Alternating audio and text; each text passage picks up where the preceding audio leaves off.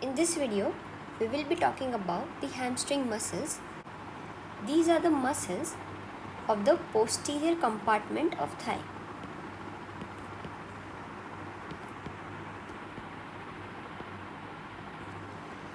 This compartment is also called the flexor compartment because it is responsible for flexion of the knee joint.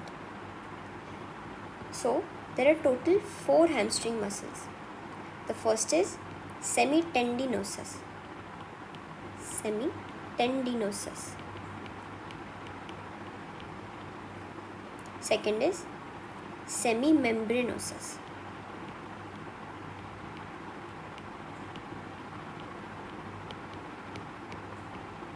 Third is long head of bicep femoris muscle. Long head of bicep femoris.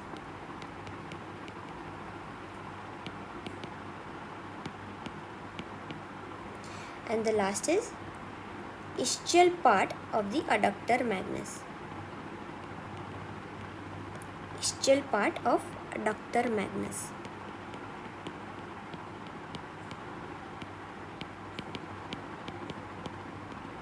So totally 4 muscles: semitendinosus, semimembranosus, long head of bicep femoris, and ischial part of the adductor magnus. Now, the bicep femoris has 2 heads, a short head and a long head. Only the long head is a part of the hamstring group. Likewise, for the adductor magnus, there are 2 parts, the ischial part and the adductor part. Only the ischial part is included in the hamstring group. The other, which is the adductor part of the adductor magnus, is not a part of the hamstring muscles. Now, all these hamstring muscles have some common characteristics. First is that they origin from the ischial tuberosity.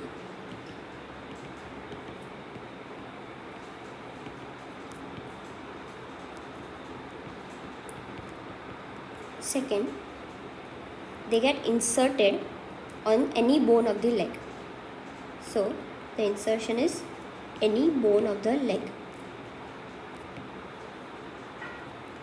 Third is that they get supplied by the tibial part of the sciatic nerve. The nerve supply is tibial part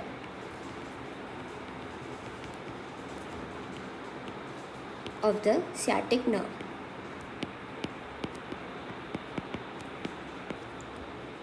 And fourth is their actions.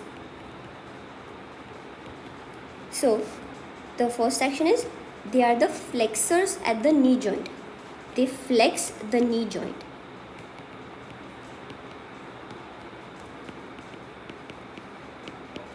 And second is that they extend the hip. So, they are the extensors of the hip joint.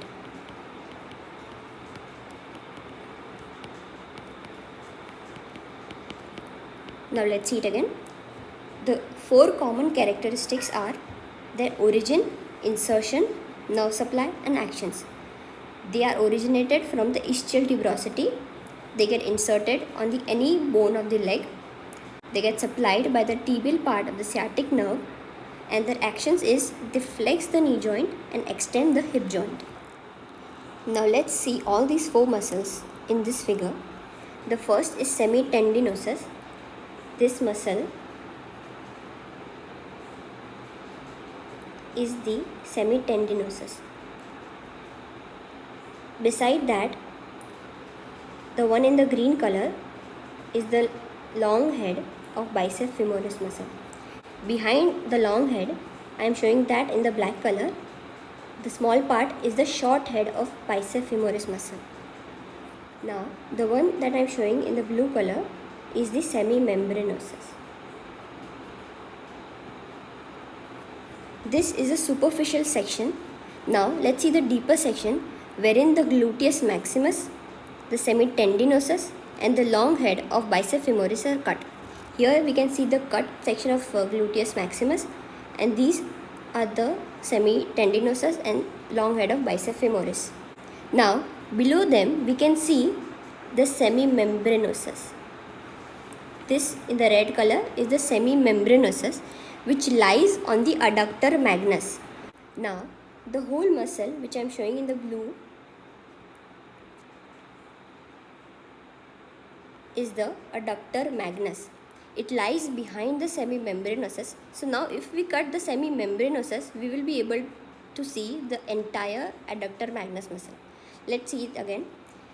In the superficial dissection, the one in the red is the semitendinosus, the one in the green is the long head of bicep femoris, the one in the blue is the semimembranosus, and now in the deeper section, the one in the red is the semimembranosus and the one in the blue is the adductor magnus muscle.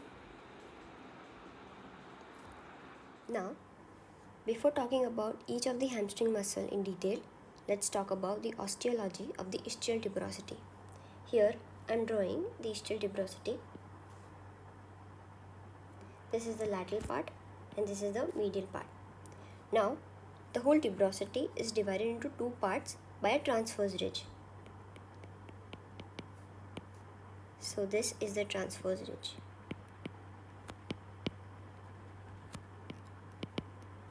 So now the whole tuberosity is divided into the upper part and a lower part. Now again, the upper part is divided into two parts by an oblique ridge. This is the oblique ridge. So within the upper part, the one in the green color is the superolateral part of the upper part of the ischial tuberosity, and the one in the yellow color is the inferomedial part of the upper part of the ischial tuberosity. Now the lower part is again divided into two parts by a vertical ridge. This is the vertical ridge. So this part is the lower lateral part and the one in the red is the lower medial part.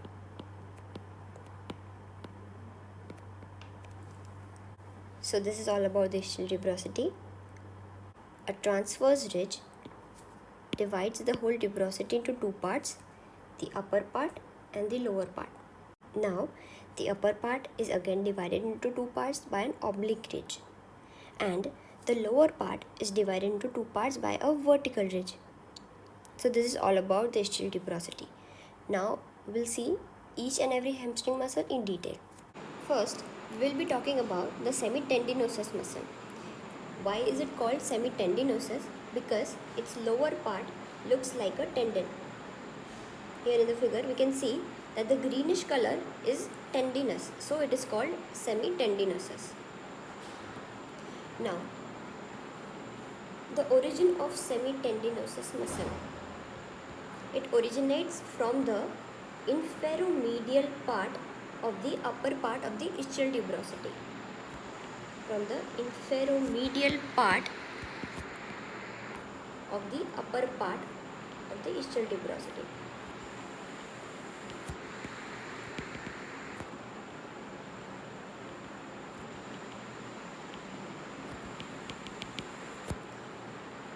So this is the ischial tuberosity. This is the transverse ridge. This is the oblique ridge. So semitendinosus originates from this part. This is the inferomedial part. Here it should be noted that the long head of bicep femoris also originates from this part only. So the inferomedial part of the upper part of the ischial tuberosity is the common origin for semitendinosus and the long head of bicep femoris muscle. Now about its insertion. From this figure we can see that the semitendinosus is getting inserted on the medial surface of the tibia bone. So this is the tibia bone and this is its medial surface. So the insertion is medial surface of the upper part of the tibia bone.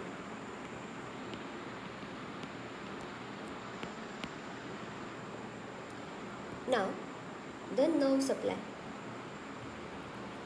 As the rule of the hamstring muscle, all the hamstring muscles get supplied by the tibial part of the sciatic nerve.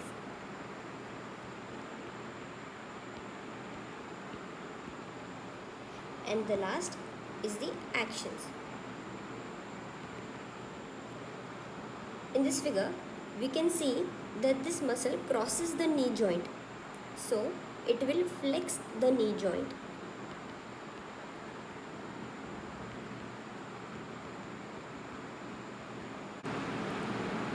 The insertion of this muscle is the medial surface of the upper part of the tibia bone. So, when it contracts, it also medially rotates the leg. So, medial rotation of the leg. And the last action is weak extensor of the hip.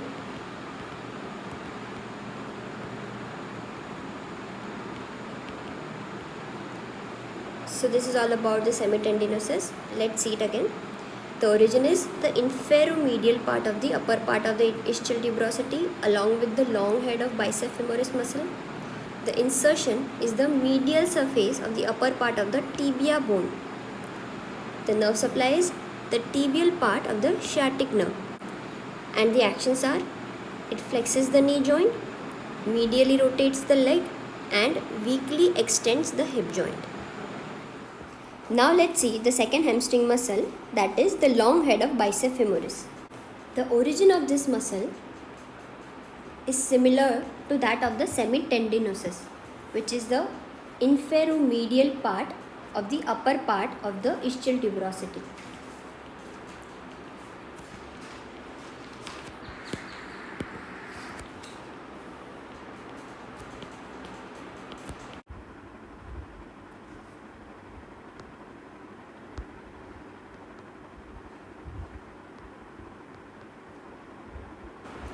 The next is the insertion.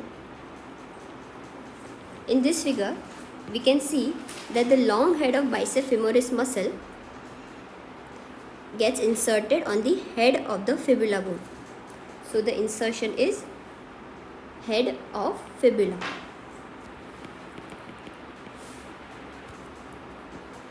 The next is the nerve supply. By the rule of the hamstring muscles, the nerve supply will be tibial part of the sciatic nerve.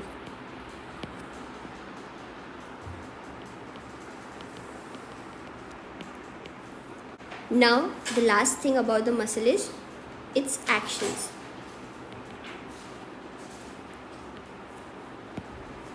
The first action is it flexes the knee joint.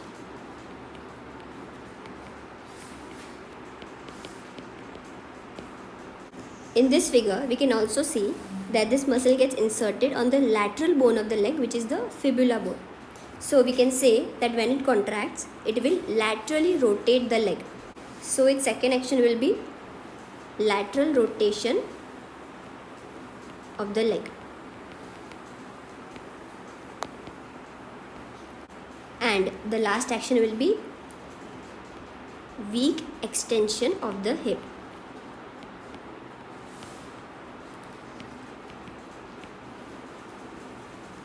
This is all about the long head of bicep femoris. The origin is inferomedial part of the upper part of the ischial tuberosity, which is the common origin for long head of bicep femoris as well as semitendinosus. The insertion is the head of the fibula bone.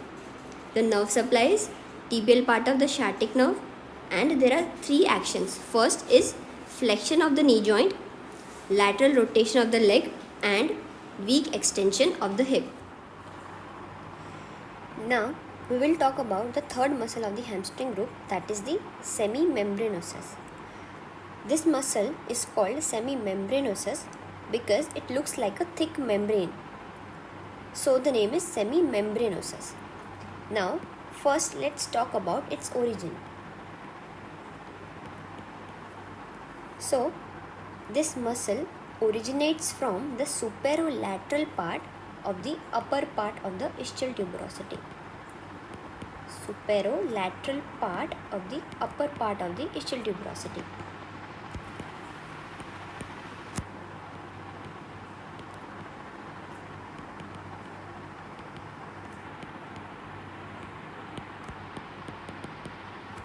So if this is the ischial tuberosity,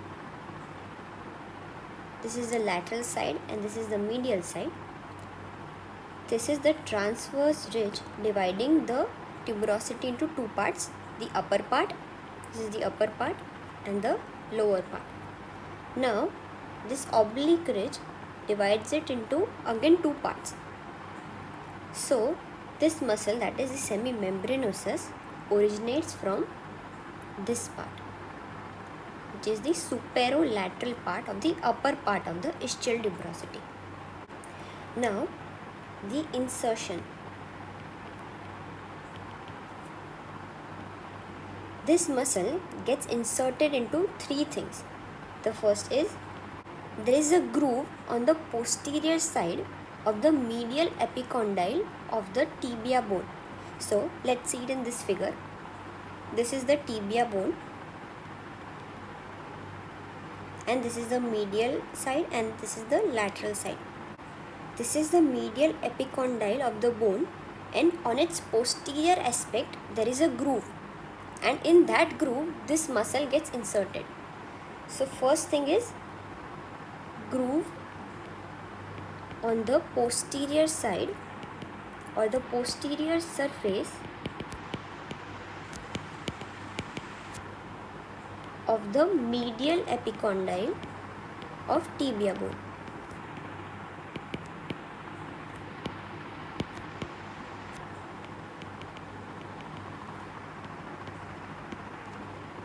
Second is the popliteus fascia.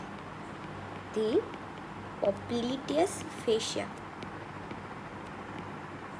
This is the fascia that covers the popliteus muscle. So it is called popliteus fascia.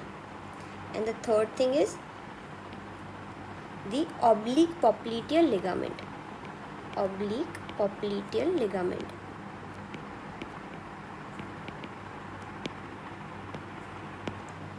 So one way to remember these two structures are that the posterior aspect of the knee has the popliteal fossa. So we can remember by the name popliteus and popliteal. So the three things are a groove on the posterior surface of the medial epicondyle of the tibia bone, popliteus fascia, and oblique popliteal ligament. Now the nerve supply. Same as the other hamstring muscles, it will be the tibial part of sciatic nerve.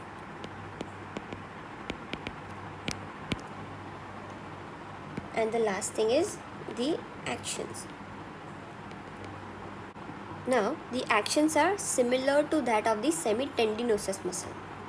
So what were the actions of semitendinosus? First was flexion of knee. Flexion of the knee joint.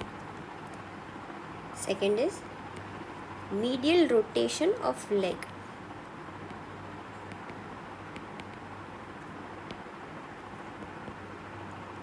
Now in this figure we can see that this muscle gets inserted on the medial side. So when it contracts, it will rotate the leg medially. And the last action is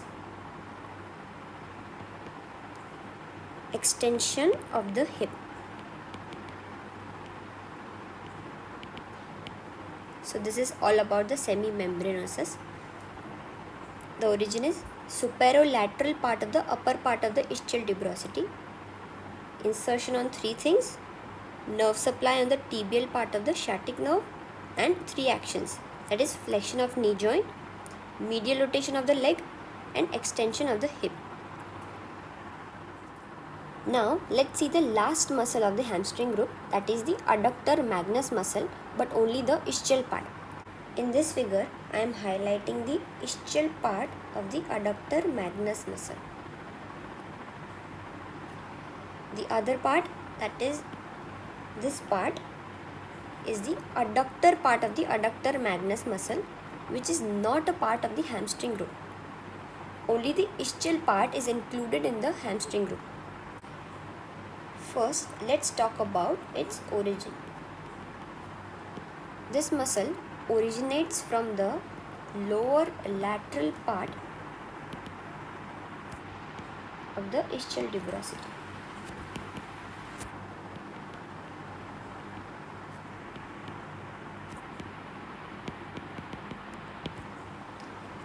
So, this is the ischial tuberosity. This is the transverse ridge. This is the upper part. This is the lower part. This is the lateral side and this is the medial side. And the lower part gets divided into two parts by a vertical ridge. And this muscle gets origin from this part, which is the lower lateral part. Now, the insertion. This muscle gets inserted on the adductor tubercle of the femur bone.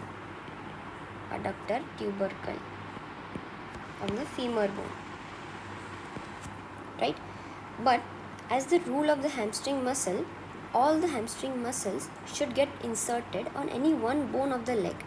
And here, this muscle gets inserted on the femur bone, which is the bone of the thigh. It is important to note that the tibial collateral ligament,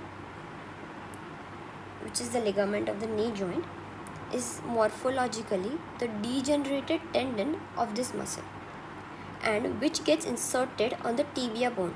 So indirectly, the ischial part of the adductor magnus is also getting inserted on the tibia bone, which is the bone of the leg. Now, the nerve supply.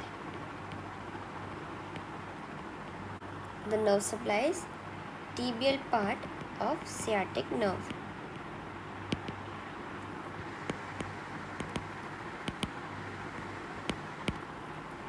And the last thing to note is the actions. The actions of the ischial part are flexion of knee and extension of the hip.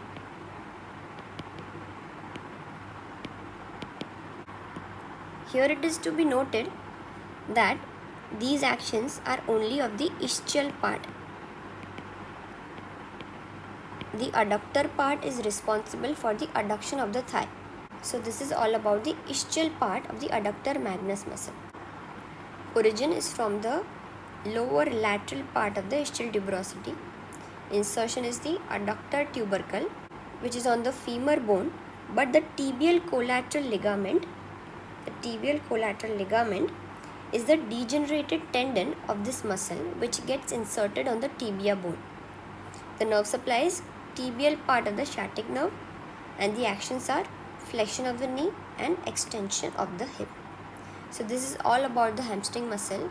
It is a very important question that could be asked in your university exams, and it can also be asked as a table viva question.